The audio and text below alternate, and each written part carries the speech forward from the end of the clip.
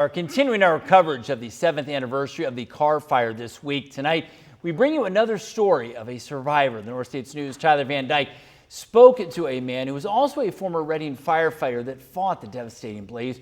He joins us now in the studio with more on that conversation. Tyler? Glenn, I spoke with Lamb Park resident and former Reading Fire Battalion Chief Chris Varnum about his experiences battling the massive fire and what the recovery process has been like for him and his family. On July 23rd, approximately 2:30 in the afternoon, I was on my days off, and when I was called from our administrative office by our deputy, one of our chiefs, requested myself to respond as what's called a strike team leader to a fire in French Gulch. Hearing the dire need for assistance, the battalion chief took a team consisting of 5 fire engines to go attack the blaze. We were assigned by the operations section chief of the incident to begin structured defense of the homes and buildings within French Gulch proper. Varnum describing the scene when they first arrived. It was probably already 500 acres. The fire was on both sides of the canyon, running up to the ridge lines of both sides.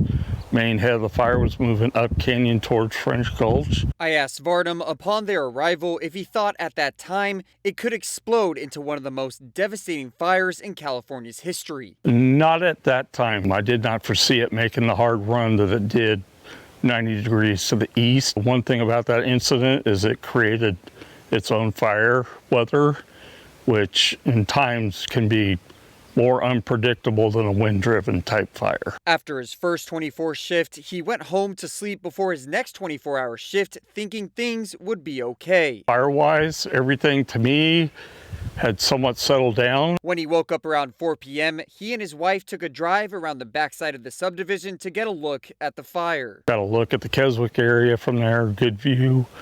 At that point, we decided to start self-evacuation. After returning home, conditions changed dramatically. The ambient temperature felt like it went up about 15 degrees.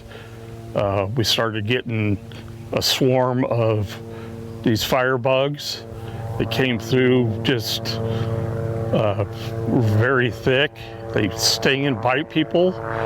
And I told my wife, if they're fleeing, that means the fire's going to hit there. And I said, let's get going. Varnum's plan was to get his family out, but when they drove out onto Buenaventura, they knew they were in trouble. We were confronted with the now infamous fire NATO, and we had a condition called what's referred to as area ignition that was just south of that, where this gulch and canyon ignited for probably 3/4 of a mile from west to east. He then went back to help other neighbors in the area, and while he was rounding them up, his wife unfortunately watched their house burn to the ground. Varnum said it was awful losing his house and the little mementos they had, but the worst part was losing his friend, Jeremy Stoke. The hardest part of it was the loss of the life that occurred in the fire.